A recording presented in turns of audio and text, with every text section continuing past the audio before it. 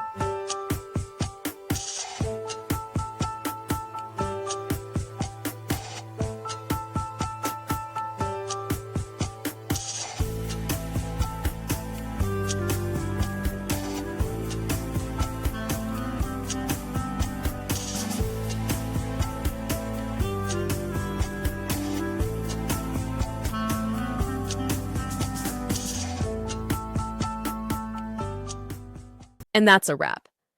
I hope you found the answer you were looking for. If you did, take a second to hit that subscribe button. It really helps out. And let me know in the comments which solution worked best for you. See you next time in the debug zone.